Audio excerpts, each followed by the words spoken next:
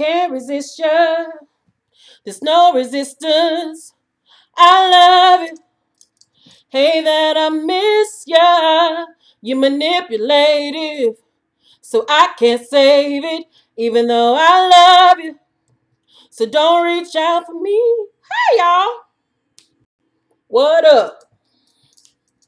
Reach out for me. I can't resist ya. There's no resistance. I love it.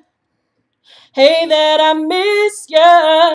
You're manipulative, so I can't save it, even though I love you. What up? Don't reach out for me. Don't reach out for me. Hey. Oh. Hey. Hey. Hey.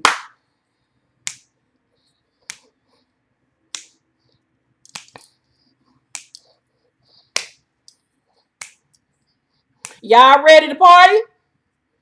It's Saturday, bitches. I'm getting my life. Y'all should be getting y'all life too. You know what I'm saying? Let me turn on some booty music real quick before we get this party started. Walk it like I talk it. Walk it like I talk it. Hey, walk it like I talk it. Walk it like I talk it. Okay, what's good, y'all? What's good, family? It is Saturday. It is time for Spill the Motherfucking Tea, bitches. Hello, Just Love. You're on time today. Hey, T. Hey, JJ. Hey, Dana, Peter, Raven, Creatorist. What up, love from the LBC? Baby girl, 8-2. Alundification. Morgan Monroe, PG. PBG, Catherine, Symphony, Jen. What's good, y'all? What's popping? What's popping in this shit? Give y'all one right now. I took some detox tea this morning to clean my stomach out. So at any point in time in this video, I might have to press stop because I might get the bubble gut. Oh shit. So I'm just letting y'all know it is right now. It was a dumb idea for me to take it today, but I did it anyway. So forgive me if I gotta go shit at any point in time throughout this video. So yeah, that's my story and I'm sticking to it. So just what I need to get my writing done. I know that's right, Kiana. It's a tea that helps basically make you go shit. It cleans out your stomach, get all the toxins, all that waste, all the extra shit out your stomach. Cleans out your body. You all should do it, and it's natural. It's an all-natural tea. So it helps clean out your system. You got to get all that shit out your stomach. Yes, Lord. So, and drinking this water is not going to help. But y'all know my mouth get dry with doing all this goddamn talking. But, oh well. Let's get right into it. Y'all know every week I say I'm not going to have no 2-hour fucking video. I got my edits back today, my second set of edits for Such a Fucking Lady, and I got to get back to it. Also, if you want to read the China Black series, right now you can read the 4th book in the China Black series titled Radio Silence for only 99 cents. It's for today only. You can get it on Amazon for 99 cents, and if you have Kindle Unlimited, you can read the 4th book in the China Black series for free. Emotionally Unavailable is free on Kindle Unlimited, and it is $2.99. And then Heartless is on sale for $4.99. So go and check out the complete China Black series before Such a Fucking Lady drops this coming week. I'm so excited for you all to read it. I got online, I believe that was early this week or last week, and I read the first chapter on YouTube. So if you want to hear the first chapter of my book, if you have never been acquainted with my work, you can go and listen to that after this video. But just want to give y'all that tea. Let's get into it because I got a ton of stories. And I ain't got all motherfucking day. All right. So, Monique bad because she can't watch live today. That's what she get for baking cakes on the weekend. Sorry, boo-boo. Okay, first story we got. Oh, we back here again with Monique fat ass. So, y'all know Monique still been in the news all week long after she asked us last week to boycott Netflix because she didn't get the same amount of money that Amy Schumer and Dave Chappelle and Chris Rock got. We talked about it last week on Spill the Tea. Well, even more shit came out this week. So Wanda Sykes came out the woodworks and said, "Thank you, Monique, for speaking out. Netflix offered me less than half of your $500,000. I was offended, but found another home. Hashtags Epics," which I do have the Epics channel. Epics is quite wonderful. So, this got everyone to talking, with having a conversation of, black women already struggling in Hollywood and then therefore not even getting a percentage of what white actresses and what white actors get, which I do believe is fucked up. And I said it on last week's video that I did feel like Monique only getting $500,000 was a slap in the face. It was just the way that she went about it. And I think it was the messenger, because I think we as a people have turned sour towards Monique because of the things that she says and how she does it with that, "Hey, beloved, this is Monique. I just want y'all to boycott Netflix because I don't shave my legs. And this nigga over here don't like it no more." Like, it's just, I don't know. It's just her. The way she comes across self-entitled. And then she always talking left, saying crazy shit. It was the messenger that said it. It just was not, it was just, ugh. So do I feel like black women, of course, need to get paid more than what we have been offered in the industry? Absolutely, 100%. And this is something even with myself this year, I had to tell myself, okay, bitch, you are a veteran in the game now. I have built my name in the, literary world, and I'm building my name on YouTube. I'm going to stop giving myself lesser prices when people ask me to come talk or to come speak or whatever, or to promote their products or whatever. I'm going to start asking for what the fuck I'm worth instead of trying to give people discounts and shit like that, because ain't nobody gave me no discounts in my motherfucking career. So I do believe, as just women in general, that we need to start, valuing ourselves more and not being afraid to ask what we feel like we are worth. So after that, hey, beloveds, went back on Instagram and had this to say regarding Wanda Sykes' video, saying that she got even less than what Monique had. So this is what Monique had to say with her bun, with her bread bowl on top of her head. "Hey, my loves, I just found out that my sister Wanda Sykes was offered $250,000 from Netflix to do a comedy special. I was offered $500,000, and our sister Amy Schumer, she was offered $13 million. Now, some would ask, how is it that Wanda Sykes and Monique, together, these two black women who have 50 plus years in the comedy game, be offered $750,000 between the both of us, and Amy Schumer $13 million? Now, this has nothing to do or going against Amy Schumer. If our sister was able to get that, she was supposed to. But how is it that when it comes to these two black female comedians that are still at the top of their game after 50 plus years being in this business, be offered $750,000 collectively? Make that make sense. Hey, beloved, this is Monique. I got a bread bowl on my head. Should I put some cheddar broccoli soup on the inside of it or some wild rice pilaf? Let me know, should I get a salad and a soup or a soup and a sandwich? Because I can't even keep it up. It's ridiculous. That bitch lost that weight, lost her goddamn mind. What she's saying makes absolutely 100% facts and truth, that black women do need to make more money in the industry and that they are being slighted.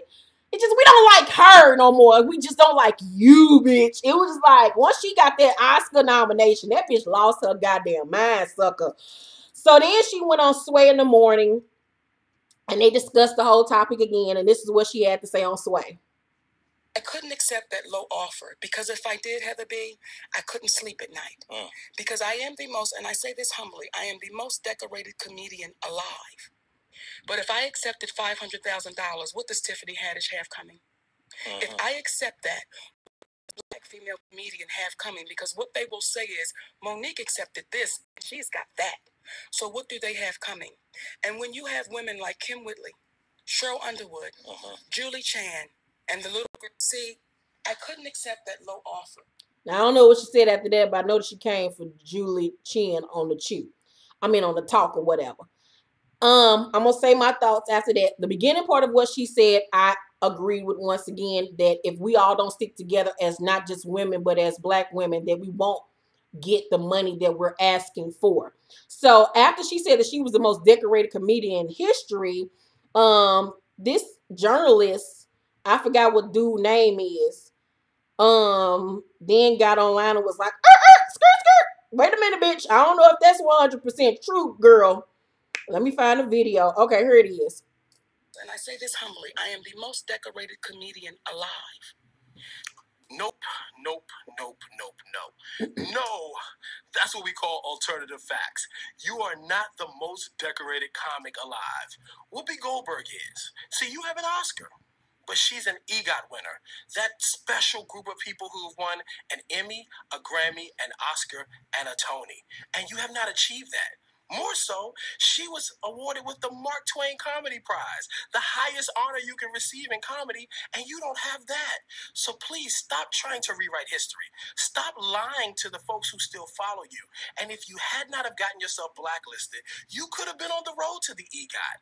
But now you're reduced to doing a touring play about a film franchise that you didn't even appear in. Because I am the most, and I say this humbly, I am the most decorated. That was just rude. Well, sis brought out her claws. Wow. So then he went on to say, y'all said his name is Juan Mary. He said Monique claimed on Swear in the Morning to be the most decorated comedian alive. As humble as she said her declaration was, that's what those living in reality call alternative facts. At Whoopi Goldberg is the most decorated comedian alive, but even Jamie Foxx has received more awards overall than Monique. Unfortunately, Monique and her husband have an unhealthy relationship with the truth. Monique then said, brother, I gotta say it in her name. Hey there, brother. I must give you an education. Our beautiful sister, Whoopi, is not a stand-up comic. Just ask her brother, love you to life. So then Juan said, sister, not only have I worked with Whoopi Goldberg while co-hosting The View, I've twice attended her stand-up comedy shows at Treasure Island in Las Vegas, and being that her team is on this thread and thanked me for stating the facts, maybe it's you again who needs to be educated on the facts and how you cannot rewrite them. Just as you did on Cafe Mocha Radio with me when you stated you were the first woman of color to host a late night show, dismissing again Whoopi's accomplishments. Monique then came back and said, say that, brother. Say that, brother. And please, brother, tell me about our brother Jamie Woods and know that everyone has gotten he deserves. I know you have done your homework. Well, then he said, I have done my homework and I would not have to check you on the facts if you would keep my name out of your radio interviews, because as a journalist and pop culture expert with an education and professional credits to back it, not the gossip reporter Juan Mary like you've been saying on air. I live in a world based on research, facts, and figures, not made up statistics and rewrites of history, but I wish you all the best. I was like, well, shit, this is a girl fight, goddamn it. Where's Brooke Valentine when you need her? So then, Monique, you know she wasn't going to stop right there. She then had to pull out some receipts, bitch, on that ass. And this is what her and her girlfriend, brother, husband, her sister, brother, husband had to say. Hey, my loves, it's Monique and Sydney. And we've been in a lot of conversation in reference to bankability. So we thought we'd do a little fact check. We got some information from Box Office Mojo. In 2017, Amy Schumer did a film called Snatch. That film made $45 million domestically. In 2016, I did a film called Almost Christmas. That film made $42 million domestically. Amy Schumer's budget for Snatch was $42 million. and it made $45 million. And it was in how many theaters? 3,511. That's a $3 million profit. Almost Christmas budget was $17 million, and it made $40 million. That's a $25 million profit. And how many theaters was it in? 2,379. Could somebody please make it make sense? And can you see the disparity in that number and what bankability really is? Well, Monique and her sundress obviously had some receipts to pull. So then Jada Pinkett came out the woodworks and said, you don't have to like Monique's approach. You don't have to agree with her boycott, but don't allow all that to make you blind to the fact that non-white women and impoverished white women are unpaid, underrepresented, and undervalued everywhere by everyone. As a community, we should be supporting the light she is shining on this truth. Well, then Juan Murray came back today, sis, and had this to say. Oh, there is a list of people who would never work with Monique ever again. So let's discuss them. Lionsgate, they did Precious. Tyler Perry, she disrespected him. Oprah Winfrey. Oprah Winfrey, I'll get to the Oprah Winfrey thing in a minute. Own Oprah's network. Lee Daniels, for all the obvious reasons. Fox. Will Packer. I'm going to tell you about the Will Packer situation. ABC. She was up for a job there recently. They didn't hire her because of her reputation. BET, the CEO there said working with Monique was one of the worst experiences of her career. CBS and The Talk. Now, she's online begging Cheryl Underwood to put her on The Talk, but she was disrespectful to Julie Chen, who's married to the chairman of CBS when she was on Sway in the Morning. Do you think you'll ever work in CBS talking about Julie Chen? So, CBS. TV Land. I had a friend who had a meeting at TV Land, and the president of the network said that they were, John, what do you mean the list of people? Okay, if you want to watch the rest of that video, Fameless has it on fameless.com. Well, he got girlfriend together. Monique also went on her YouTube podcast and had this to say about Oprah Winfrey running for president. Oprah Winfrey for president. And we are rallying behind her. The black women are saying, yeah. But let me ask y'all a question. Whenever did she rally behind us? When? What award show did she get up on the stage and say, #me too? What sister is that? And I want to say this, please. Jada Pinkett Smith, let me say something to you, baby. Me and you come from the same place called Baltimore, Maryland. And me and you see everybody talking about is to walk on the streets of our city and see inequality, because we come from the same place. So I want to thank you for standing. And like she said, y'all may not like how she said it or the way she said it, but goddamn it, she said it. Because I will ask any of y'all uncourageous says, whatever has changed happened will be silence. Whatever has a difference been made and we didn't say it. So y'all scared is out there, get scared. It is to walk on the streets of our city. Okay, so Lord Jesus be offense. Oprah has come out and said she is not running for president. That's not even in her DNA. So I know I heard that even on that, I think on that podcast, she attacked Roland. What's the dude name? Roland Martin. So Roland Martin came back and said to her, but again, Monique, you really need to address the email Juan Murray read that he said was from Will Packer to your husband. That is damning. It spoke of how you mistreated the crew, men and women. Either you did or you didn't speak to that. So apparently she was rude to the people when she filmed that Christmas movie with Gabrielle Union. Monique, the fact that you are even asking the question about what I have done to fight for equality and sisters shows you don't know. I don't talk about it. I do it. I have done it my whole career. I don't need to talk. I put it in the works. Anyone who watched my TV One TV show and News One now know that they know who I put on as guest panelists, even guest hosts. You don't want to go there with me. But again, Monique, I already read that one. I don't waste my time in silly tit for tat, but Monique, you're gonna have to own up to your stuff too if you want others to. That Ebony magazine cover you were on with Chris Rock and I Am Steve Harvey, I concede that issue. I was told the photo shoot was a horror because of you.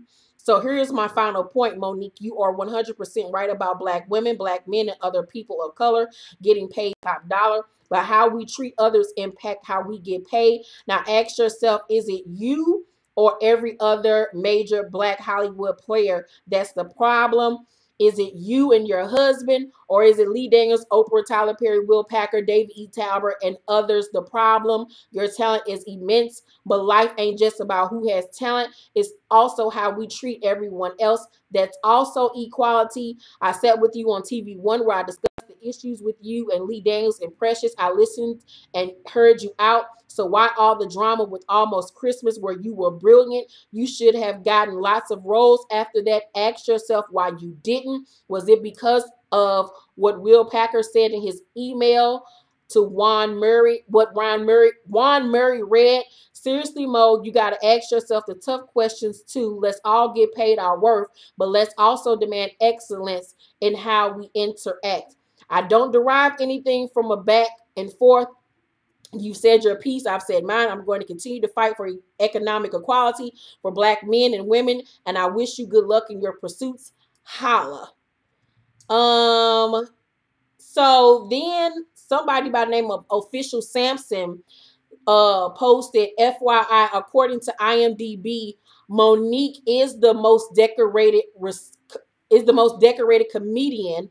Monique has won 57 wins, 25 nominations. Whoopi Goldberg, 55 wins, 81 nominations. Chris Rock, 19 wins, 63 nominations. Kevin Hart, 15 wins, 29 nominations. Dave Chappelle, 5 wins, 12 noms. Eddie Murphy, 30 wins, 72 noms. Amy Schumer, 17 wins, 38 nominations. Well, that's according to the movie world. That's not all over, as far as, just out of comedy. And I mean, out of, the movie world. With, people like Whoopi Goldberg, who has won a Grammy, Oscar, this, and that. Whoopi holds that crown, though, as overall most decorated comedian. But at the end of the day, semantics. How I feel about everything, my take on it is, once again, we as Black women should get paid as much as white women that are in our field, whether you are a comedian, an actress, or whatever. I do believe taking a stance on what you believe in and asking for equality. But as far as Monique is concerned, the reason why I don't like it coming from her, because at the same token, while you're saying let's rally together as sisters and as women, you're then tearing down another Black woman in the same instance talking about Oprah. I understand that you and Oprah have had issues in the past, but why keep on harping over something that you've already addressed, and why keep on hating? Because it's coming across like you are a hater. There are plenty women in this industry that I don't fucking like. And y'all won't even hear me utter them bitches' name because they're not even worth my time mentioning. I'm in my own lane. I'm doing my own thing. And if she wants people to take her seriously and to look at her in a different light, then she must stop hating on other Black women and other Black people if you want us to then support you in the things that you want us to support. I mean, and then somebody pointed out this week, you're asking people that make 20 times less than you to boycott Netflix, people that are struggling to put meals on the table, people who cannot afford cable. Like, say, for instance, my cable bill is $250 a month. I got the motherfucking package deal, my nigga. It's people out there that can't afford that who then go to a source like Netflix where it's only $10, where they can see their favorite television shows and movies and have entertainment for not only themselves but for their families. So you want then people to boycott Netflix because your rich ass got an issue with them over a deal that was brought to you. That's selfish as fuck. I just feel like she is a narcissist at some points. I feel like she's a hater. I feel like she's disingenuous. Only time we hear from your Black ass about anything is when it's somebody doing you wrong. While you sitting up here talking about Oprah doesn't do anything for Black women or Black people in general, what the fuck are you talking about? As much shit as Oprah has done for Black people, sending Black men to college, sending Black kids to college, period. The schools that she has in Africa, sending all those impoverished ass African girls over there to private schools where they will be safe and not have to worry about getting raped or beaten or murdered on the way to fucking school. Like, what the fuck are you talking about? All the shit that Oprah has done for not even black people. Oprah is like Beyonce, where she don't talk about all the shit that she does. She just fucking does it. You don't have to get recognition every time you do something for somebody and put it out there in the media that, oh, I gave this charity. Oh, I did that. Because that comes across to me disingenuous. So what have I heard you do for black people, Monique? I ain't heard you do shit but complain. I ain't never heard about you giving to the Black Lives Movement, Matters Movement. I ain't never heard you say nothing uplifting about nobody else. It's always negativity from you. And I think that's what the problem is that it's always negative. And after today, I ain't talking about that hairy leg ass bitch no more, because ain't neither one of these hoes doing shit for me. So that's how I feel about the whole entire situation. So moving along from Monique, her hairy legs, her brother, sister, cousin, uncle, husband, her bread bowl bun, all that stupid shit. I ain't got time for a bitch because y'all all richer than me and I'm trying to get to where you niggas is at. So, bye for niggas. Hey, Nala. Thank you, Tiana. Baby girl. I know that's right, Terrence. Just shut the fuck up. All right, next bit of story. So, if y'all watched last week's episode of The Real Housewives of Atlanta, my review is up, by the way. You saw Sheree and her jailbird boyfriend, Tyrone. You better call Tyrone. Call him on the phone, and they discussed him and Nene, I guess, fooling around a few years back. Now, I figured this was during the time where her and Greg were going through that divorce that they had so they could have that big ass made for TV ass wedding. But he basically alluded to the fact that Nene, well, no, he didn't even allude to it. Sheree was the one that said that Nene was asking him to come on the set of The Apprentice, was driving down to wherever the fuck he lived at to go see him, and then said that he never liked her like that. And I was like, well, he liked something about her ass. He was entertaining her company. So Nene got on social media and posted a picture of herself, and she said, out here pursuing men today with a crying laughing emoji. And then when she did an interview and they talked about it on the Shade Room, where it said on the latest episode of Real Housewives of Atlanta, Sheree was talking to her prison bae, Tyrone Gilliams, and she told him about all the con artist comments Nene made about him. Tyrone didn't like his name being dragged in the mud and said that married Nene might not want to go down that road with him, making it seem like he has some tea on Miss Leaks. She was running her mouth about me. How long has Nene been married? Said Tyrone. Is she married? Nene should never want to speak anything negatively about me. She don't want to go down that road. And a Real Housewives after show video posted on Bravo's website on Sunday night, Nene spilled some tea that she went out to dinner with Tyrone, but maintained that there was no attraction whatsoever. Nene said she met Tyrone while she was going through her divorce from her now again husband Greg, and claims Tyrone is the one who pursued her. I was going through a divorce at the time and we were staying at the same hotel and he was with another girl. Of course, they were super thirsty and came over and, you know, hi, want to meet you, want to take you out to dinner. We went out to dinner in a group setting and then later on called me on his own and wanted to go out to dinner. And, well, you know, when asked if it was a date, he said, well, I am Nene Leakes, honey. I give free dinners now and then. We had a chance to talk to Nene. We had a chance to speak to Nene, and she's honestly disappointed that she's being used as Sheree's storyline. It's very disappointed that I'm being used to help with her storyline this season. I knew him very briefly, and no sexual contact took place. No kiss, no holding hands, no hugging, nothing, dinner, drinks. Do I believe Nene? I believe it to an extent. I believe she's gassing herself up, making it seem like he was a fan. Do I think that it was something going on there? Do I think they probably fucked or anything like that? Probably not. But there was something there between her and Tyrone. I think she's gassing herself up to make herself look great. And I think Sheree is downplaying the situation between Nene and Tyrone to make herself look better and feel comfortable for whatever the fuck the reason is. Nene also went on to say, I don't know how Well, this is a typo. I don't know how she will recover from this, talking about Sheree. And she added Sheree and says, knows it's a long road back to a friendship with Nene Leakes, we and Kim Zolciak. And she then said, we will never recover. I have nothing to say to neither one of them. It was all unnecessary and uncalled for. Then she said, I don't know why Bravo brought Sheree back. She brings nothing to the show. She has fake storylines, and like her and Bob last year, and this Tyrone and Nene Leakes foolishness she trying to pull, she needs to go. And then Nene liked the comment or whatever. Sheree then said, hashtag fake news, hashtag you inserted yourself first, hashtag roll back the footage, hashtag did you think I wouldn't respond, hashtag now what is your storyline? Oh, I guess it's us girls. Sheree don't have a fucking storyline. Sheree's storylines are fake. The shit with her and Bob last season was so fucking fake. I called it out on my fucking reviews.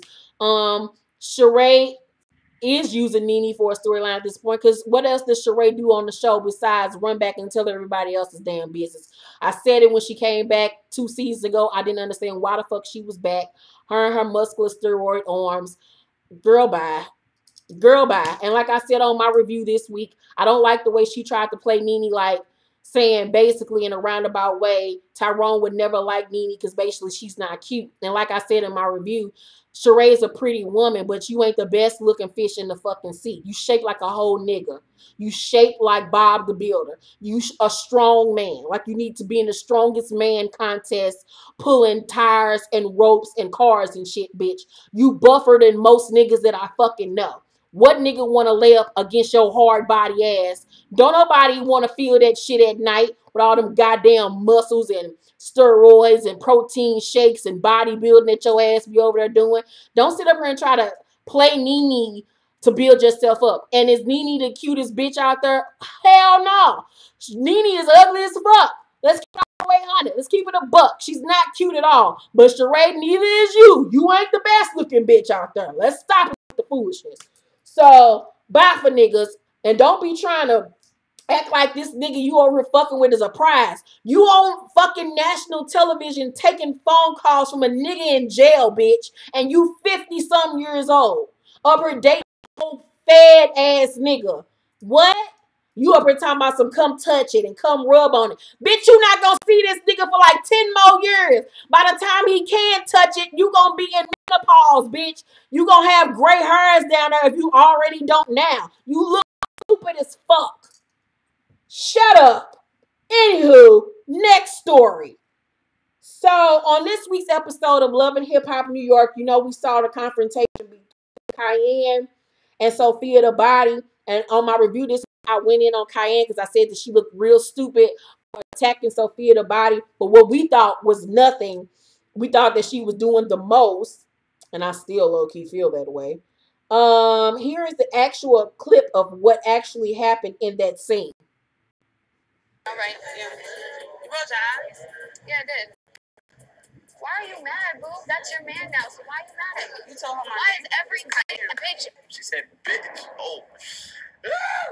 You done hit it now. It's game over. Is she crazy? What's up? Are you crazy? What's up with it? Huh?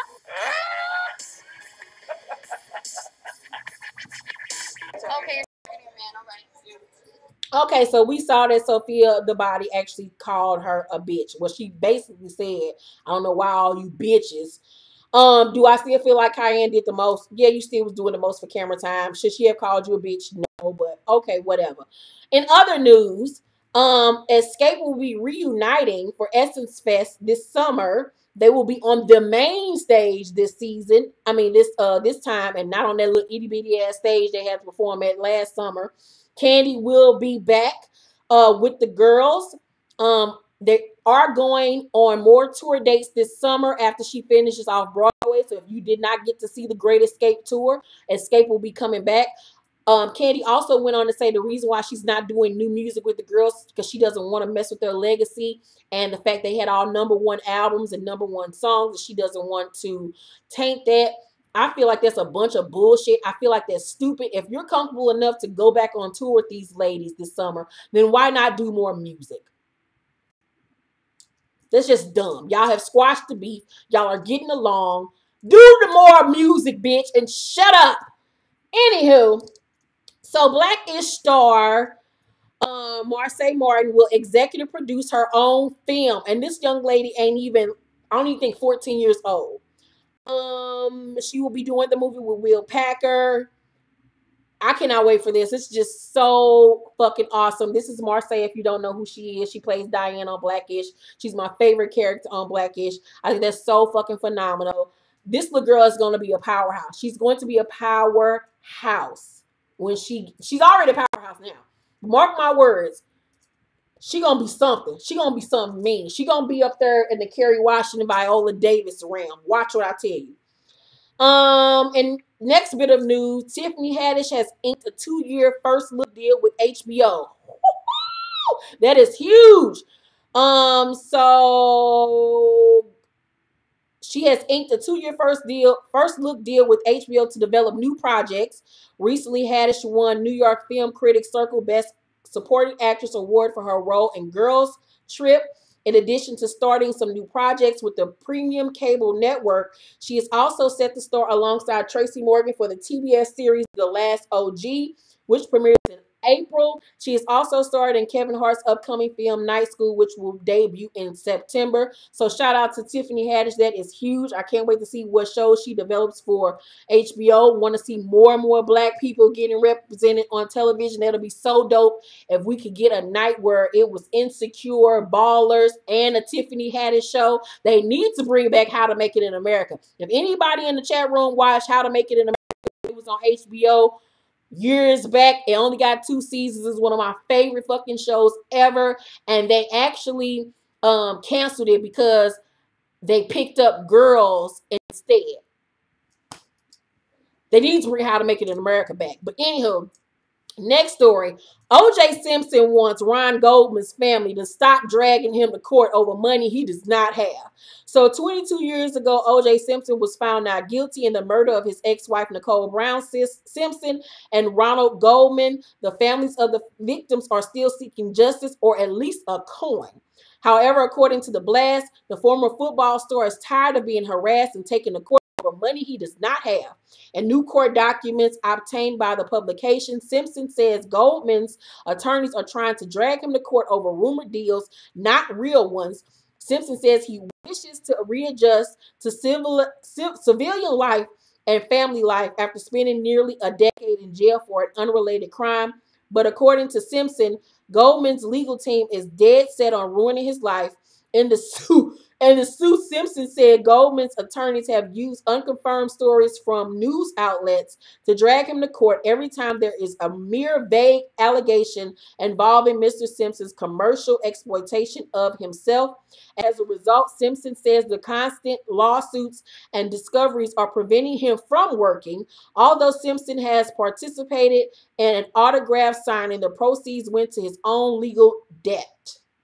However, Simpson does owe the Goldman family millions of dollars after he was found civilly liable for Ron's death, the blast reports. OJ, you better get out there and do something and pay these people back their fucking money for killing their goddamn son, nigga. You able to walk around and go to these casinos and shit and get kicked out of fucking casinos, bitch.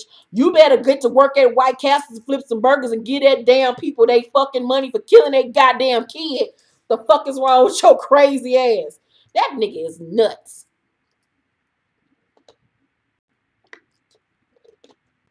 I do agree, Kiana. Like, you ain't getting shit. Like, they might as well just leave it alone. You're not getting no money from him. You're not getting shit. That nigga gonna die. Y'all still gonna, your son not gonna be here, and y'all not gonna get no money from it. And anyway, no amount of money can take away the death of your child. Next story. Mary J. Blige is a double Oscar nominee for Mudbound. She is the first African-American woman to be nominated in 2 categories. She is nominated for Best Supporting Actress and Best Song. If y'all watched my Love and Hip Hop, what was that, New York review this week, and I was talking about how Lil Mo is blocking her blessings by staying with her ain't shit ass husband. And I used Mary J. Blige as a metaphor and as a show. I can't even think of the word. Y'all know what the fuck I'm trying to say. It's hard talking and doing all this shit at the same time. But I was just basically saying how, look at how Mary J. Blige was having these last 2 years of Mary J. Blige's life were two of the worst years of her career. And it all stemmed from her ain't shit ass husband, Kendu, finding out that he not only cheated on you, but cheated on you with someone that she knew and worked with and that was younger than her and left her for said woman.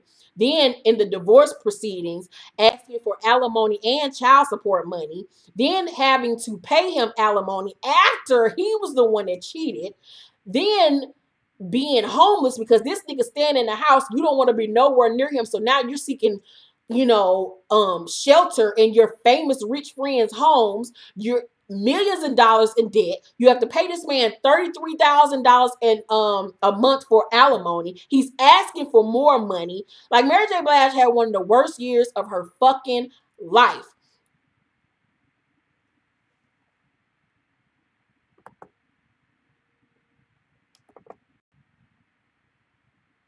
Hold up.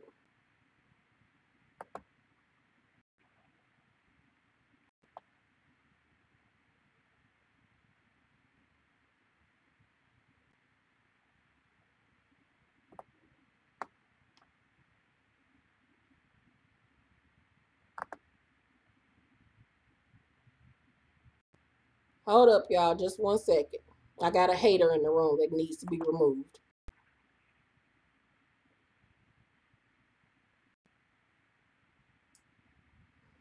Okay, so Harmony H sucked my dick and these big ass earrings, you no profile having ass bitch. Anywho, see, that's what I'm talking about. Tired assholes like that need a life. Anywho, like I was saying, back to Kendu, because I was about to give a message and the devil didn't want me to get that message and had to send a hater in the room to try to block it, but you got life fucked up. So anywho, Mary J. Blige, like I said, came off one of the worst years of her life. And through this small indie film, now is Oscar nominated, Golden Globe nominated. Is she gonna win? No, but still, just the fact that now she's getting accolades in a field other than singing, and just got her star on the Hollywood Walk of Fame. Like, look how when you remove dead weight out of your life, how God will bless you. God did not want her to get that Hollywood star or the Golden Globe or the Oscar nominations and to put her in this new avenue, in this new lane with that nigga in her life. And this is for any woman out there dealing with a man that is bringing you down and you wondering why life ain't moving forward for you and why you're still stagnant. It's because you have dead weight in your life, and God will not bless you until you remove the negativity out of your life, because he don't want the blessing that he has for you to rain down and be a blessing to someone else. I am a living fact of that. I had a nigga in my life for years, and my career was just like this. It was just stagnant. It was just even keeled. I wasn't moving up. I wasn't moving down. And as soon as I broke up with that motherfucker, all of these great things started happening to me. I'm getting all of these celebrities notice me, being able to do the MTV Movie Awards red carpet, meeting Brandy, having all these celebrities and stuff watch my shows, being able to pitch different shows to networks and stuff like that, building my YouTube channel, building my own publishing company, being financially stable the way I was before I met him, because when I got with him, boy, finances was a mess. But I say all that to say, move the dead weight out of your life. And this ain't even just for women and men. It's for men and women. Don't have no ancient ass bitch in your life, men out there that, is bringing you down. Same for, gays and lesbians. Whatever. Don't have motherfucking dead weight in your life, because as soon as you remove it, the blessings will come pouring down on you. You will not only be happier, you will be at peace. You will just see like life becomes so clear, and the rose-colored glasses will come off of your face. So happy for Mary J. Blige. She has been through a lot in her career and in her life. So this was just good to see her win. So I just wanted to say that much. Anywho, so speaking of loving relationships. Yeah, dead weight friends too, Purple Kitty.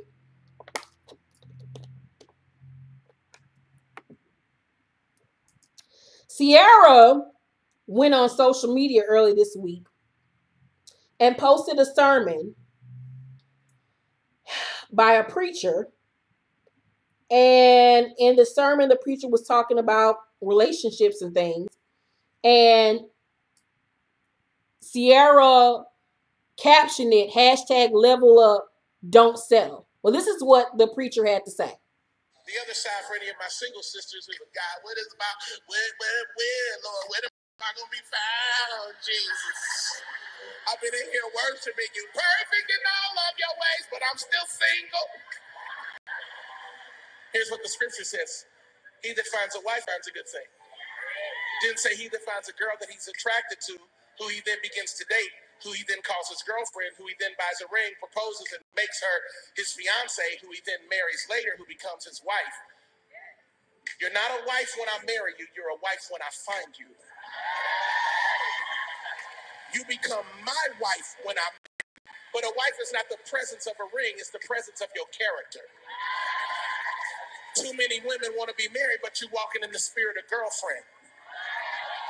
Ask the Lord to deliver you from that spirit and carry yourself like you're already taken. And I promise you, when you carry yourself like a wife, a husband will find the other side. So a lot of people took offense to what she had to say. Someone agreed with her and said Ciara got all the women that don't view themselves as wife material triggered, big time triggered. Pay attention, fellas. They're confessing their sins on this Sunday morning. Amen. Hallelujah. Then someone said Ciara is doing what many women do when they become trials and get married. When they overcome trials and get married, she's using her marital status as a weapon against women who are not married. And it's clear that she's tied her value and sense of self-worth to her marriage. Otherwise, she wouldn't have shared that. Then someone said, if we keeping it stacked, Ciara only said level up. Y'all mad at the sermon, laughing my ass off. She ain't say that shit the pastor did. And then the same girl said, and wait, Ciara was engaged to Future and they had a child. You females having babies with niggas who won't let you touch the radio when he drives his mom's car. Lord. How I feel about her post. Did I feel like she was attacking women? Oh, before I even get to that, let me read Ciara's response. So after all the backlash, Ciara then put this post up saying, I was once that girl wanting to be loved a certain way, but was making the wrong choices. I found myself at my lowest moment. I was a single mom sitting at home. And then I realized that the perfect love I was looking for was how God loves me, how he wants me to be loved, and who he was calling me to be as a mom and a woman. That's when I realized, married or not married, I needed to love myself. Hashtag level up. I didn't feel like she was trying to be no type of way when she posted that. I honestly felt like she was doing the same thing that I always preach to you women and men on my YouTube channel and in my books. And I'm not married or got a boyfriend. It's simply knowing your worth and knowing that you don't have to put up with bullshit in order to feel important, needed, or wanted. Why have somebody in your life that is treating you bad when you can take the time to figure out what the fuck is going on with you and why you are allowing this type of behavior, and then fix the issue within yourself and then attract better for yourself? I feel like that was all she was saying. I feel like she was saying, I look at my past relationship with Future. I was with a nigga that had 50,000 kids, 50,000 mamas. I made a poor decision. I was treated badly. He cheated on me. He wasn't even there when I had my fucking son. You know what I'm saying? And now look at how once I did the work on myself, I now have a man that treats me the way that I should be treated as a woman. I didn't feel like she was trying to be no type of way. I feel like women are sensitive, and I feel like only people that had a problem with that is women that are in fucked up ass relationships. Point blank and D period. Only sad, miserable bitches that was turned over and looked at they nigga Damien or Tyrone or Gerald laying next to him that ain't helping buy tissue or toilet tissue, that won't wipe his ass, that ain't working, they got 50 million kids, was mad. She was not trying to be no way. Motherfuckers need to stop. All she was trying to do was say, level up with yourselves, bitches. And no, I don't think she was trying to say that just because you're married means that everything is rainbows, peaches, and roses, and that marriage is the end all be all. I one of them women that wanted to be married so bad in my 20s because I came from the generation where we were raised to feel like by the age of 25 you need to be married to have children and this and that. That ain't normal. That ain't real. Now that I've grown up, I realize that if I would have gotten married in my 20s, I would have made a huge mistake.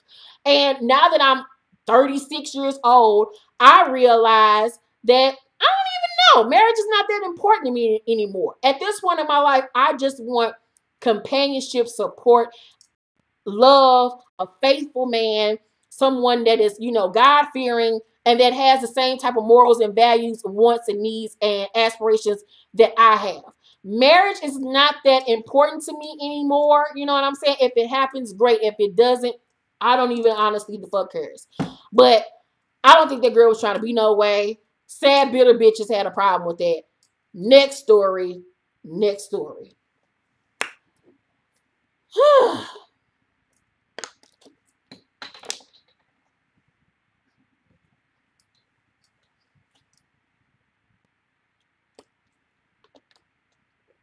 Wait a minute. Harmony back in the motherfucking room. I thought I removed that ugly bitch. What? Wait a minute. Wait a minute. Jesus.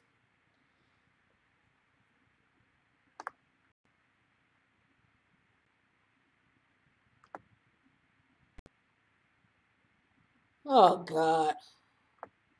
Why is the devil busy today? What's her name, y'all? Somebody type me her name so I can find her. Shit, I ain't got time for this stupid bullshit. Who is so bored today? Who is bored? Please do. Please do, bitch. Please excuse yourself. Nobody wants you here with all your negativity, Satan. Please remove yourself. Please, Crypt Keeper. Nobody wants you. Please, Jesus. We over here having a good time. Bye for Harmony. Bye. Find you a profile picture, sis. Obviously, nobody wants to see your mug. Ugh.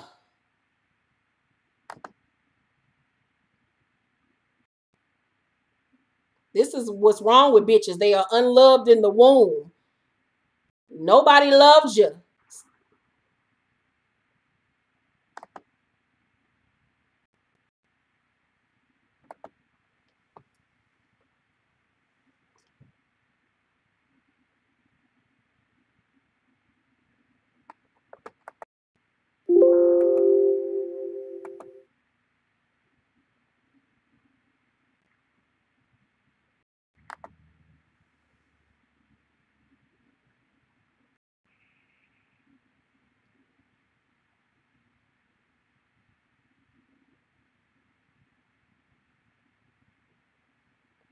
Hold up.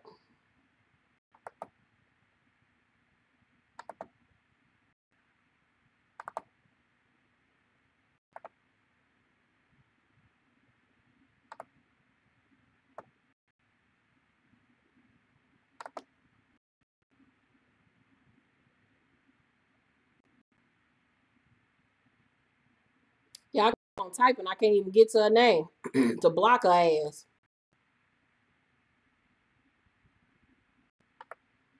It won't even let me scroll up.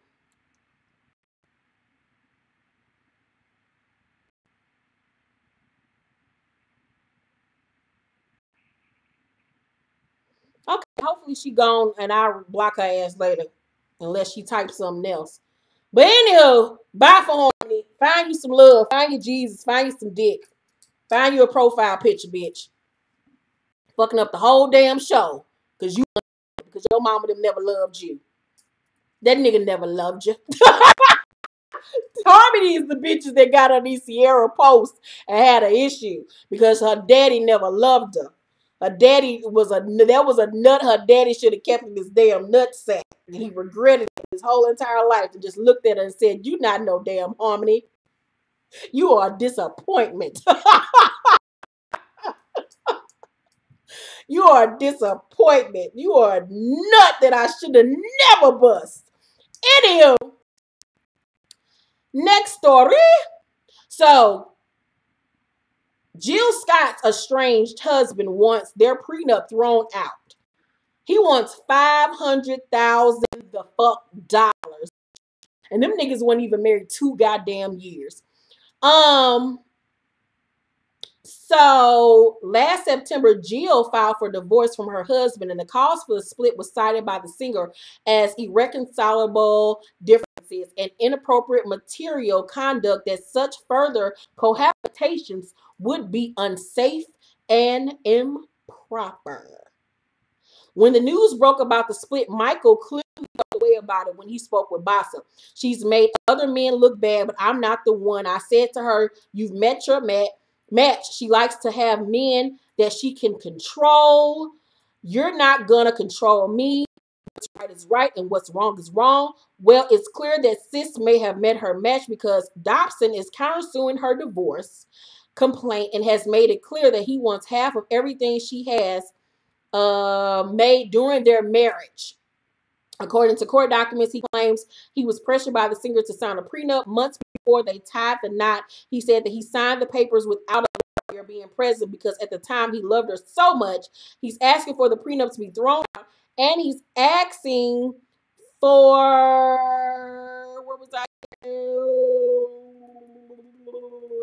and he's asking for an additional $500,000. Child, see, this is part of the reason why marriage really don't mean a goddamn to me no more. Cause niggas is trying to take you for everything you fucking got now. Niggas is like these bitches. They coming for everything, bitch. These niggas ain't got no motherfucking like backbone or gumption about themselves. Just moving. These niggas taking half now, motherfucker. Like fuck that. Do I think it's a side of Jill Scott that we don't really know? 100%. I really do think that she got a tiki tiki boom boom in her. She kind of got that Halle Berry thing going on because this bitch had more niggas than I don't know what. But do he deserve $100,000 plus some more? Fuck nah, nigga. You out your rabbit ass the fuck mind. That's fucked up though. That's fucked up. And then he talking about he signed a prenup under distress. You was a lie. You was a lie and a half. Get the fuck out of here. You signed it knowing very well what you were getting yourself into.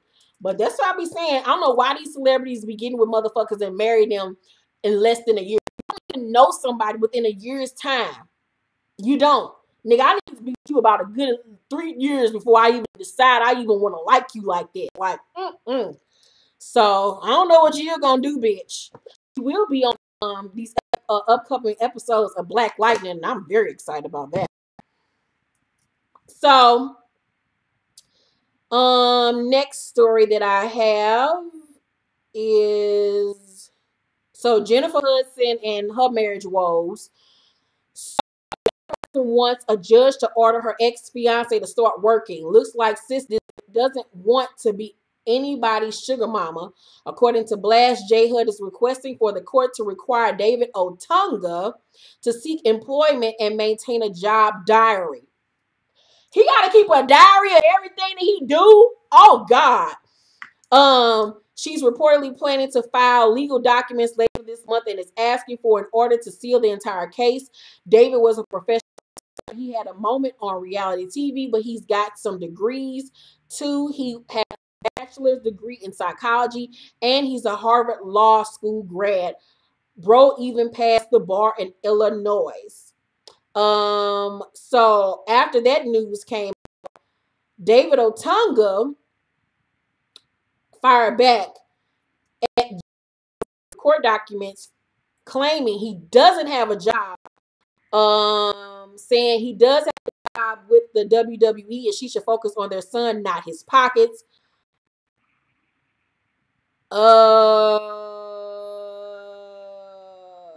David is also claiming that Jennifer gave him an ultimatum 5 years ago, telling him he either had to choose wrestling or them or their relationship.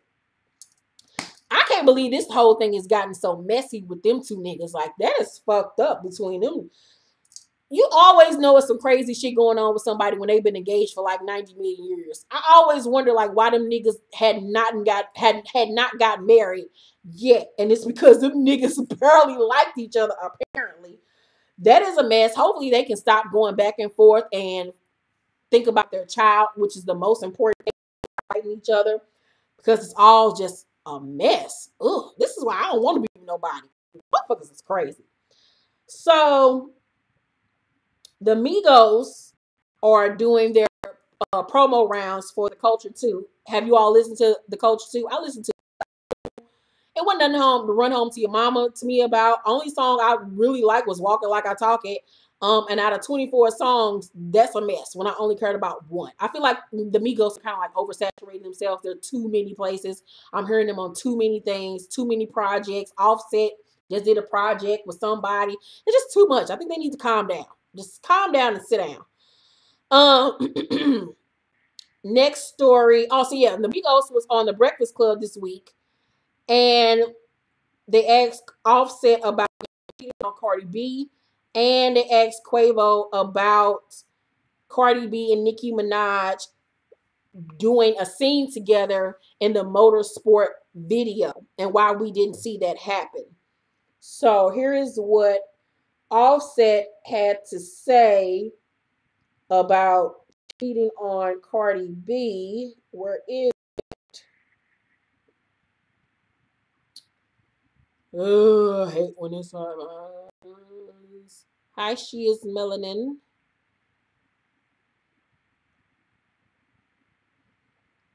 Where is it? Where is the story?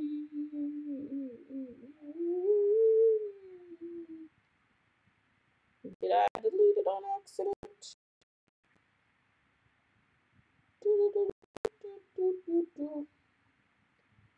Okay, let me go back to the original. Where is the shade room? Okay, let me find it.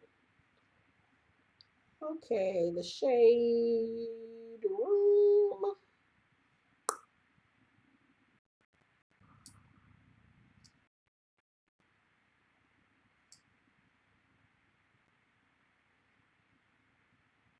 Okay, here it is. You people been trying to get on you, Offset. They say you out here cheating and all kind of stuff like that. False allegations. False allegations. I told y'all false allegations. My man, good. Yeah. No, what's up with you, man? Yeah, I know it's false allegations. You know what I'm saying? I just wanted to put it out there. You know. Nah, man. I love my wife, man. I don't care what. A lot of haters out here. And it's fake. It's real though. It's hard. It's hard with social media. Yeah, but it ain't nothing to hide. I ain't finna hide because social media either. You know what I'm saying? Okay, and then about Cardi B and Quavo, I saw you say that Nicki and Cardi played this doing the video together. I ain't say they played that shit. Ebro said they. I said I tried to get them all in one shot. That's it. They didn't want to do it. I tried to get them all in one shot. The schedule conference. Schedule. I should put on schedule. That's a story. Trying to help Quavo. Schedule. Thank you. That was on the long. So as far as him basically giving a roundabout answer to sticking his bitch in every stripper in Atlanta, I don't give a fuck. If Cardi don't give a fuck, I don't give a fuck. About Cardi and Nicki not filming a scene together in motorsport, I kept on telling you don't like each other. Y'all gotta read between the lines. No matter how many times they put out a story saying, "Oh yeah, we get along," bullshit. They don't like each other. That was confirming it right there. They don't fuck with each other. There have been too many subliminal shots between them two ladies. So yeah, won't fool me. The bitches don't like each other. Next story. Shit just keep on getting worse and worse for little Nelly. So two women have come forward with testimonies claiming Nelly sexually assaulted them after UK concerts. Just days after Nelly's rape accuser came forward with additional allegations against the rapper involving two other women, the women have come forward to confirm the claim in testimonies for Monique Green's existing lawsuit. According to Pitchfork, Green said Nelly displayed a pattern of sexual abuse after his concerts. One of the women, who has been named Jane Doe 1 in the suit, says she met up with the rapper after a June 2016 concert in London. The woman claims Nelly invited her to a small VIP room at Coco, which is when he reportedly grabbed her leg and put his hand under her skirt without permission. As for the second woman, who was named Jane Doe 2, in the suit, she says she met the rapper in a nightclub in Essex, England last year. Doe 2 testified that Nelly invited her backstage and masturbated in front of her without her consent. Reports just before forcing her to perform oral sex on him. In the suit, Green is asking for unspecified damages. However, Nelly has yet to respond to additional claims. Well, Miss Jackson had something today to say. His girlfriend, she put up a post saying, "Look, I know he fucked up, and we're dealing with that in our own relationship to rebuild it and find trust. Having to go through all of this publicly is the worst feeling ever, but this should not open the door for false claims. Those dates these Jane Does are claiming I was at those venues, in the dressing rooms, and on that tour bus. These are women dealing with real issues of sexual assault. I mean, there are women dealing with real issues of sexual assault. And for the first time, people are listening, and there is a chance for real change. But all this work is discredited and makes things harder for the survivors when people lie." I'm gonna say it, and I'm so tired of all these women coming out the woodworks with the Me Too shit. He touched me, he looked at me the wrong way. I believe half of what I hear, and the other half I believe is honest to God 100% bullshit. Motherfuckers are just coming out the woodworks just to have their little 5 minutes of fame. I don't know if y'all heard about the story a few weeks back with Aziz Ansari. This woman accused him of sexual misconduct, making him look bad. She gave this whole story to a journalist. When you read the shit, it was basically a bad date. He did nothing wrong to her. She went on a date with him. They went back to his house. She set her ass on a fucking countertop, opened her legs for him, kissed, and when he said he wanted to fuck, she said no. He said, okay, fine with that. Then, basically said, my dick is hard, She then said, no, I don't want to. And he said, okay. And then asked her out another date after that. And then she claimed that he did something sexually wrong to her. A lot of these women are full of fucking shit. And I'm just going to say it. I'm going to fucking say it. A lot of these women are full of fucking malarkey. And it's making the women that have actually had, sexual assault happen to them look bad, because now it's getting to the point where there's so many fucked up ass stories out here that it's making the real ones look bad. And I mean, it's just every day somebody coming out with a new story. He touched me. He looked at me. And it's just like, what in the fuck is going on? It's just like you don't even know who to believe and who not to believe. It's just a bunch of bullshit. Do I believe these other two bitches saying that man did all this? I wonder. But if Miss Jackson is saying that she was there, then it'll all come out in the wash. Niggas need to learn how to put their goddamn dicks up and stop cheating. Then you won't be accused of raping nobody or sexually doing anything if you put your goddamn dick up and stop being fucking man whores. Next story. Whew. Y'all better stop playing with that type of shit. I know people who have actually been raped. That shit is not nothing to play around with and sitting up here accusing motherfuckers of shit that they did not fucking do. It's not fucking right. And I feel like the women that do that need to go to jail. They need to fucking serve time. They need to serve at least a year or two in jail for lying on people when they know damn well ain't nobody did nothing to them.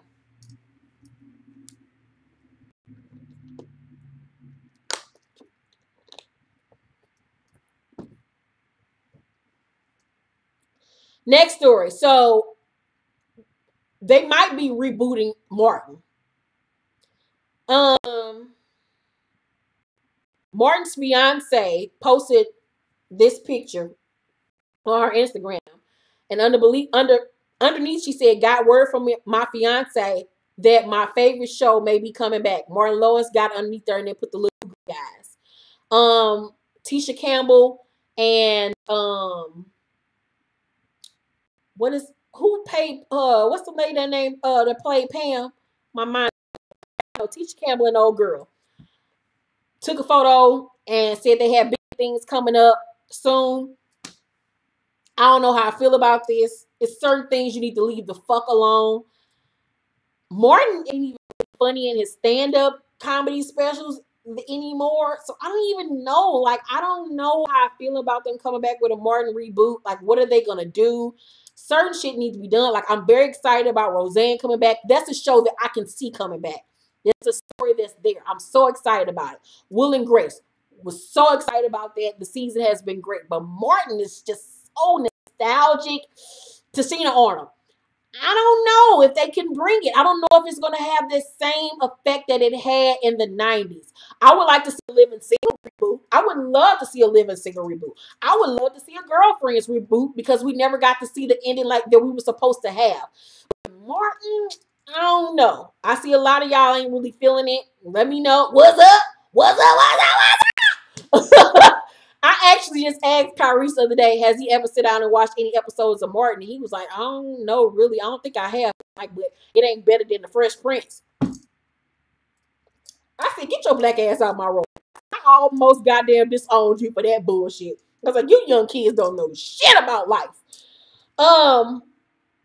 So on to my Jesse Williams story. I saw somebody ask in the chat room that they was and asked that I got into it. Well, no, but I am getting to it now, girl. So we all know Jesse Williams is going through a tumultuous divorce with his wife. We all know that he left his wife and then immediately after got with what's her name? Minka Kelly, the same woman that he was alleged to have cheated on his wife with, even though he said that he didn't. As soon as they filed for divorce a month later, he was seen with the same damn woman. But okay, light-skinned Jesse. All right, you lying ass. So, Jesse Williams' estranged wife, Jesse, once again, because he introduced her most prized possessions to his new girlfriend, their children. According to TMZ, Arian Drake Lee says Jesse has been taking her two children over to his new boo's house, and she claims the kids call her Mama C. Now, this ain't Minka Kelly. This is a whole new bitch. This is a whole new bitch that he fucking with, mind you. Okay? She's also salty that he took the kids on a mini getaway to Big Bear Mountain with his sweet Valentine. Arian feels some type of way about all of this because she says it's a violation of their custody agreement, which details that they're supposed to wait 6 months before introducing the children to a new boo. I think 6 months is way too short. It needs to be a year. Meanwhile, she's out here hanging with Khalees. I don't know why the person said that. I guess because Khalees supposed to be some type of vulture, lesbian, bisexual type bitch. I don't know what they got to do with anything, but okay. If that wasn't enough, she's also pissed at Jesse for bringing some good old cupcakes to their daughter's school for her birthday, which she claims was a slap in the face to her because the school picks one day out of every month to celebrate all of the students' birthdays collectively. She said her daughter was mad at her for not attending her birthday party at school. This is what I got to say before I even get to Jesse's side of the story. Sis, you coming across like the angry black woman. You already look angry as fuck. His ex-wife, was not the most attractive woman in the world. She looked sad and droopy and high in every basically that you find of her. So it's just coming across really bitter, really Debbie Downerish. He cheated on you, according to you. Y'all not together no more. You getting all this money in fucking child support, alimony, whatever the fuck. Go on and live your best light-skinned life, girl. You getting all this money. You ain't got to deal with his cheating ass no more. Fuck him. Now, if he do got his new boo calling, your kids calling his new boo Mama C, oh yeah, bitch. Several folks got to die because you have lost your entire biracial ass mind. If you think my kid's about to call any other bitch mama, you have lost your fucking mind. Everybody getting slapped. As far as him taking cupcakes to school for his daughter's birthday, shut up. That's his damn daughter. If you want to take cupcakes as her father to celebrate her damn birthday, he has the right to do that. Now, who you need to have been checking is your little smart mouth ass daughter for getting them attitude with you because you wasn't there. You should have told that little bitch to have several, because you ain't know shit about it. At least you got some cupcakes. At least your tummy is full. Shut your ass up, little bitch. I don't know what the fuck is the problem with you. But I feel like she's doing team too much. She needs to sit the fuck down. I don't even like Jesse Williams no more because of the shit that he did. But fuck that nigga. It's plenty more motherfuckers out there. It's plenty more light-skinned, blue-eyed niggas out there if that's what you want, girl. Fuck him. So, Jesse's side of the story is that Arian is obsessed with being seen as a victim. Jesse Williams and Arian Drake Lee's divorce gets messier by the day. Last week it was reported that Jesse has been ordered by a judge to increase Arian's spousal support to $50,000 a month. Today, Arian filed documents accusing Jesse of violating their custody order by introducing their kids to his new girlfriend. According to sources, Arian is working overtime to make Jesse look bad to the public. I think so too. A source close to the former couple exclusively tells Love's B. Scott. Arian is obsessed with being seen as a victim, and she can't do that if people continue to view Jesse as the fun-carrying, good person that he is. It's hard for people to feel sorry for her when they find out she hasn't had a job in nearly a decade, blew a marriage with a successful, generous, happy man who just built her a new house, loves the kids, and who pays her over $50K a month. The source adds that Arian's handling of split from Jesse has driven a wedge between her and the couple's friends. She's driven most of her friends away by demanding they join her wild attacks on Jesse. 99% of them refuse because they know the truth. Jesse kills himself working for his community to provide for his family. Their real friends have seen Arian's toxic attitude rip away at their marriage for years. Jesse tried really hard, but eventually had to save himself and make a choice not to provide a bad example of a toxic relationship to his daughters. He's never been happier. Arian lost. All she has left is remaining pieces of the lie, so she makes up new ones. I do feel like something is wrong with that woman. I do feel like she's a bitter Betty. She looks sad all the time. She just looks sad and disgusted all the time. I do feel like she was just sad and disgusted in their relationship. But does that give him the right to cheat on her? Absolutely not. He should have left their fucking marriage and then decided to get with Minka Kelly if that's what the fuck he wanted to do. I feel like both of them are guilty parties. I feel like he's a big ass fake. Fuck all that Black Lives shit that he like to talk and trying to uplift white women and black men. Then you go out and cheat on your wife with a white girl. Bye, nigga. Both of them need to sit the fuck down and stop going back and forth, think about their goddamn kids. By the way, like I said, him and Minka Kelly have broken up and he's on to the new bitch. These niggas is for everybody. Once again.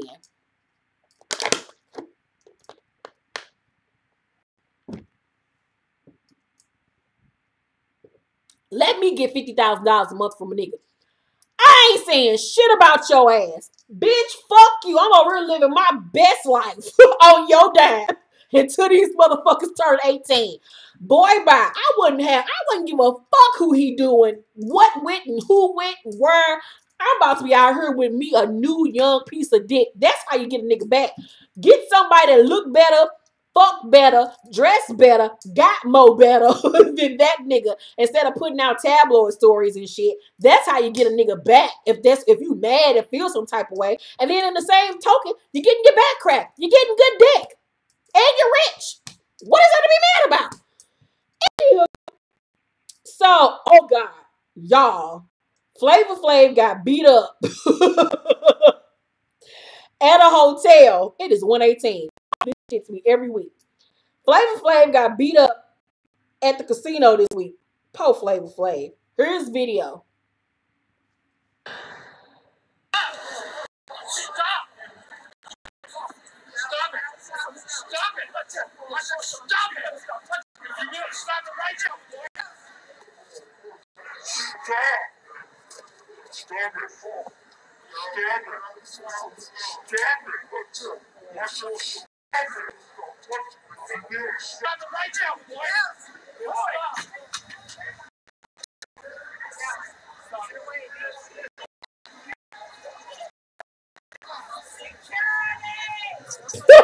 Right down there, that guy black. At this point. Look. So we find out what's going Now I don't know what in the hell happened for Flav to get 2-piece like that, but Flavor Flav like 90 years old. Who was over there beating on Polo Flavor Flav? He too goddamn old to be getting pounded on and shit. So next story I have is back to the Real Housewives of Atlanta. Y'all know that 2 episodes back, Kim Zolciak, crater face, Skeletor looking ass, Darkwing Duck looking ass, Scrooge McDuck face ass, said that Candy tried to eat her pussy. When Candy called bullshit, she didn't even further say that Candy was lying and that tried to do it. Well, then once she received so much backlash, her Real Housewives blog, and then went back on a lie that we already knew was a lie. So she said, I need to address this stuff with Candy. Saying I wouldn't let someone lick my box is totally and completely different than saying she tried. Bitch, you did say she tried to lick my box. To lick your box.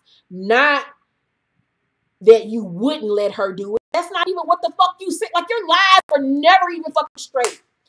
So she said there have been many points in my friendship with Candy where there has been tension, disagreements, etc. And out of my knowledge about how open she is with her sex life, I jokingly said the tension might be from me not letting her lick my box. I never said the phrase, I swear to my kids, I wouldn't let her lick my box. 2 different sentences said at 2 different times. All Candy and I both know what has gone on during our entire friendship, and for her to act the way she has was alarming to me and shows just how far the disconnect is after being gone so long. I had and do have a friendship with Candy, and I have dealt with this the way friends should. Now, say what you want about reality television. Say what you want about the Real Housewives. But one thing that has been consistent with the Housewives is that they do not really cut and paste scenes and words and shit to make it look like one way. I have never heard anybody out of any of the franchises say they cut and paste shit to make it seem one way. They don't do that because Bravo, especially, is the main one to then rewind the tape back and show receipts. Bitch, you lying. You said that she tried to eat your box and you didn't want her to. Now that everybody hates you because nobody wants your white ass on the fucking show, now you're trying to go back and say you didn't say it. Bro, shut your lying ass up. I cannot stand Kim. Kim is the fucking devil. The devil. Bye, bitch. Last 2 stories. Amara Negra went on the Breakfast Club this week to talk about the show, talk about, colorism within the Afro-Latina community. And the whole interview was just horrible. It was cringeworthy to watch. I was so disappointed in Charlamagne, Angela Yee included, even though she sat there and didn't say it, which made it even worse, and DJ Envy. Before I even show you the clips of the interview, let me just say this. I'm an avid watcher of The Breakfast Club. I love their little trio. I love their dynamic together. It's funny. It's fun to watch. They get in there. They ask the questions that we all want to know. But in this interview, where it was a serious topic with Black people amongst the Black community, and the way DJ Envy and Charlamagne handled that interview, it was so disheartening. It was so fucked up to watch. And it further pushed the narrative and the story of her whole storyline on the show about people looking at her like she's a foreign creature because she's Black and Latina. Like, they don't fucking walk the earth every day amongst everybody. I was just stunned at the stupidity between Charlamagne and DJ Envy. They just acted like 2 dumbass, coon-ass, stupid-ass niggas. I especially cannot stand DJ Envy. He is the worst interviewer ever. He does not even try to sound educated. He's so fucking stupid. And it's not just in this episode, in this interview. It's in majority of the interviews that he does. He asks the stupidest questions. And I find myself either looking at my television when I'm watching it on Revolt, or watching on my YouTube, or watching it from YouTube, thinking, how does this nigga get paid the money that he does? He's terrible. He doesn't even try better. They're just fucking retarded. So here's the interview It was just cringeworthy all the way through. Oh my God, it was so fucking cringeworthy. Oh, where is it at? Jesus. All right. I think it's almost it's very similar. Obviously, they'll always pick up the they'll always pick the ones that look like I said before, like J-Lo's and Shakiras and stuff. Before they look at us, who cares if you're talented? Who cares if you're educated? You're always the last option, and that's just so it's just a symbol of beauty. I don't see that, like yes, and I guess, but you don't see it where. I don't even see it in Hollywood no more. I feel like times have changed a lot. Okay, but the same thing I go back to. For the most part, I'm coming from the Latin market into the American, and this is the struggles that we have. Right? You can say it's not in your mind. It's not because you can. That's love and hip hop. That's a storyline, and who the fuck is Hollywood? But is it true? But is it true? Yeah, but it's a true storyline. We didn't have to fake it because it's the truth. Like, if you sit down, I would love for you to Google right now. But besides the Latin soap opera, what else have you seen? The struggle is right. You can say in your mind. It's not because you can. That's love and hip hop. That's a storyline, and who the fuck is Hollywood? But is it true? But is it true? Yeah, but it's a true storyline. Like, it's not even. We didn't have to fake it because it's the truth. Like, if you sit down, I would love for you to Google right now. Besides the Latin soap opera, where else have you seen? There's no movies. There's no soap operas. There's no magazines. There's just nothing. If they do, they'll pick this one that's kinda. Well, what is Cardi B? She is Dominican, and I think she's mixed with something. She's mixed with something else. Explain her. She was messed up. She came from the strip club. She so-called shit in ghetto as hell, and now she's America's darling. You just said it. America's darling. Right? You can say you don't. Not in your mind. I'll tell you something that happened that was really important in my lifetime. That is the reason why I stand so hard for it. I went to do an audition for a Latin soap opera, and they told me I had a special look. Special look means you're black. So they said I had a special look, and I was like, okay, cool. They're like, honestly, because you're so cool, I'm just going to tell you the truth. Listen, if we have any roles like, maybe like a prostitute or, a gangster, Bible, or a gangster, or maybe if we do like soap opera or something, we'll have you in mind. You should have told them that's not the way you treat special people. But at that moment, just to hear that, you don't even know how to react. Be like, the f*** is that to me right now? Like, you don't know. So it's really hard. No, we don't have Black Lives Matter movement. We don't have Martin Luther Kings. We don't have Malcolm X. We don't have The Voice. You see, but when we say that happened, it was. Okay, before I even continue on with the conversation, as I'm showing the video, I'm looking in the chat room. Sio Hoes or whatever. I saw your comments saying what is to be so emotional about Black women struggle every day. Why is everybody so emotional over Amara La Negra and her struggle? It's not just because it's Amara La Negra. From my perspective and how I feel about the situation and other Black women and why other Black women are so up in arms and about this, it's not because of who she is. It's about what she represents. Not only as an Afro-Latino woman, but as an African-American woman. And if you are Black yourself, Sios, Hoes, or whatever your name is, you should feel some type of way too. This goes back to even the conversation that Monique was having about Black women being underrepresented, underpaid in the industry and looked over.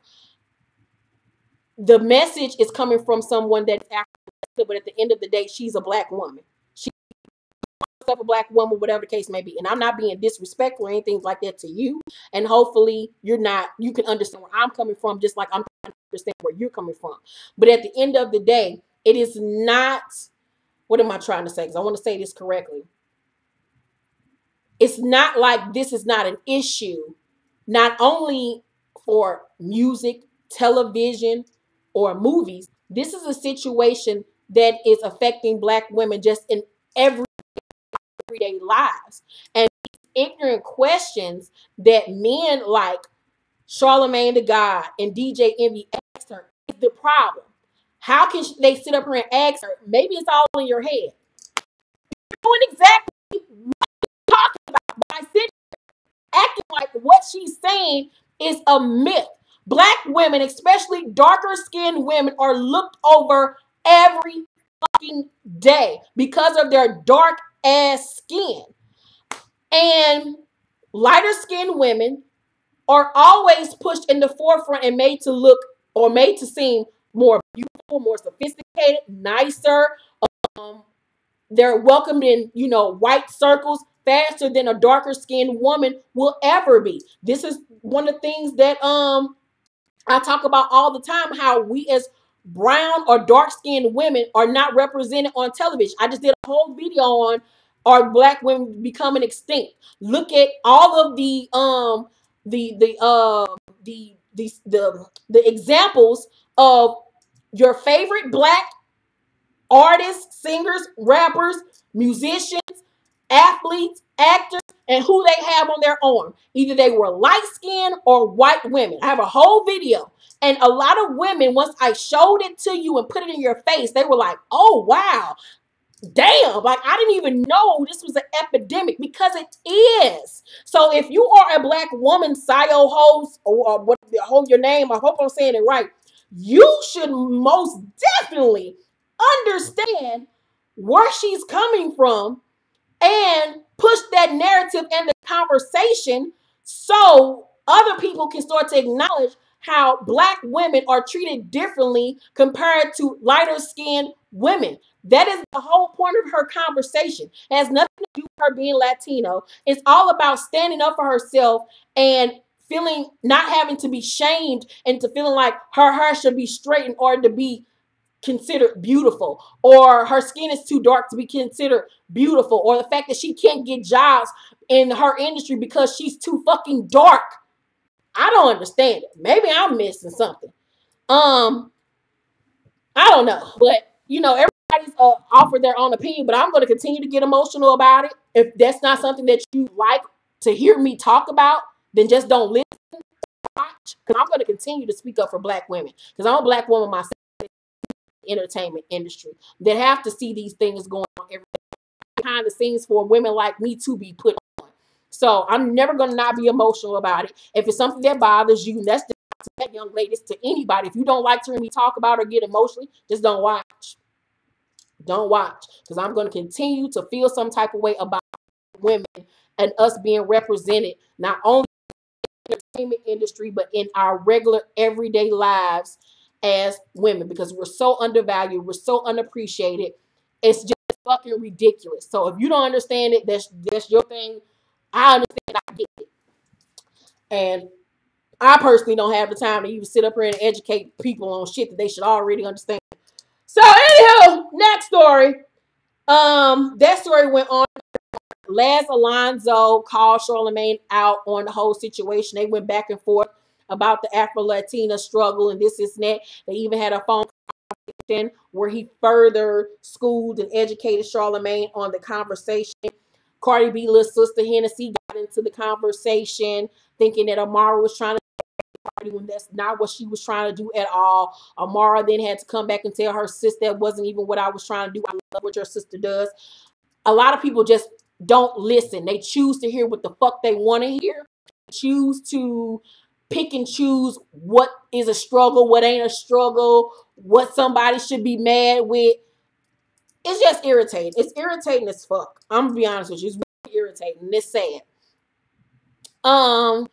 So next story, last story was on Jay Holiday. Jay Holiday took his homeless looking ass on the internet for whatever reason. I don't even know what hole this nigga crawled out of, what dungeon, what ditch, and had this to say about, once again, black women. We can't do shit right. And if we say something, then we are wrong as fuck for opening up our mouths and speaking up for ourselves, because God forbid a black woman has anything to say. It's like, why should you be mad? You're just a woman. You're just a black woman. Even though you raised us, gave us everything, gave us life. Just happy with what you got, bitch, and shut the fuck up and just sit back and just be pretty. Don't be mad about anything, because God knows you should pick your struggles, what you should be mad about. I'm sorry, sis, but your comment really pissed me off. I really did. Like, you really need to check that. But Jay Holiday had this to say. So apparently, man, the black men still losing to the women. I get it. No disrespect. I was raised by a woman. I have two older sisters, man. I have absolute all respect for black women. But with that being said, understand, man, black men, African American men, men from the hood, we go through everything to make sure that who we care about are taken care of. We don't swing around. We don't do all this. So and he captioned it as a black motherfucking man. Yes, salty. I lost to Mary J. Blige. I'm over it. Pain. Hashtag pain wins, not talent. Hashtag don't support junky music. Hashtag the weekend chick. Hashtag watermelon swallowing. Hashtag foreign pussy. What are you doing to help? Because my daughters love y'all, but are not allowed to listen. That's a problem. I don't even know what this nigga's talking about. So now all of a sudden, black women shouldn't talk about their issues and struggles in their music because it's man bashing, when since the test of time, that's what artist does, whether male or female, is talk about their struggles and their pains and things that they have gone through. But because these women are succeeding and winning awards and having thriving careers, man bashing when you the same nigga that had your first album. Jay Holiday's first album was the shit. And you had songs on there where you crying and begging and pleading for a woman that did your ass wrong. You had a whole song about I want to fuck you in bed and I'm suffocating. I can't breathe without you. And you should be with me, which is one of my favorite songs ever. But now you mad because your career didn't go anywhere. You mad because you looking like one of the fifth members of Bone Thugs and Harmony. Your teeth still look like the whole Golden Gate Bridge, looking like a whole erector set, looking like a whole goddamn garbage pail kid, looking like a whole project housing system, looking like a whole set of building blocks. You mad because you didn't have enough money in your career to get your teeth fixed. You mad because you on the internet looking homeless as fuck.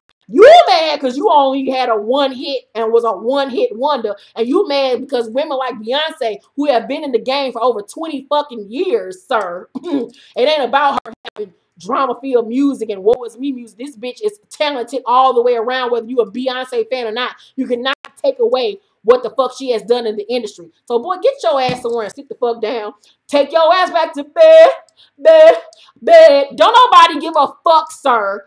I hate bitter ass niggas. Sit your ass the fuck down, nigga. Worry about your own career, sir, and stop trying to put other people down because yours didn't do what the fuck you needed to do. Stupid ass. God, I hate niggas. Oh God, they're the worst. So anyway, an hour 37. That's how I feel about this episode. Let me know what y'all thought about the topics that we talked about today. Niggas that pissed me the fuck off today. Oh, God. I want to close this video off by saying, just wake up. Just wake up and smell the coffee and see what's going on around you. It may not personally affect you. It may not personally bother you. But just be respectful of other people's opinions and their thoughts and their feelings. Just because they don't coincide with what you feel or your beliefs, don't knock somebody else's beliefs or their feelings because it doesn't agree with you or you don't get it or you don't feel it. You know what I'm saying? But at the same token, even sometimes when I don't understand something, I take the time to try to educate myself on the topic before I even speak on it. And when it comes to black women, I'm going to always stand up for black women because I'm a black woman myself. But because I know the struggle of black women. And I'm not even the darkest spectrum.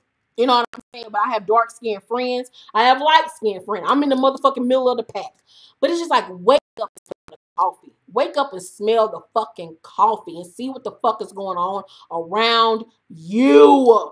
What's going on in your neighborhood? What's going on the television? What's going on in music? What's going on in film? Wake up, people. Like, please. I joke and I play on her all day. When I get on her and do Spill the Tea and when I do my reviews, jokes and playing all day, I sprinkle in some truth in there, to get people's minds. But Please don't think that I'm some ignorant, dumbass nigga that don't know shit. Please don't ever get that twisted. I wouldn't be where I'm at now if I did not know something. But just yourself and don't be just oblivious to life and other cultures and things that are going on in the world. Don't be stupid. Don't be stupid. Don't be ignorant. Please don't do that. Let me get off of here because some people in this chat room is touched by an angel. Satan is busy today. Satan is rebuke you, Satan, in the name of motherfucking Jesus, bitch. I rebuke you, Satan. No goddamn dominion over this motherfucker. Not today, bitch. Not today. I love y'all so very much. Thank y'all for watching this video. Make sure to thumbs up this video. Subscribe to my channel if you have not. Yeah, I'll see you all tomorrow for Real Housewives of Atlanta. Love you guys so very much. Have a safe and blessed night. Bye.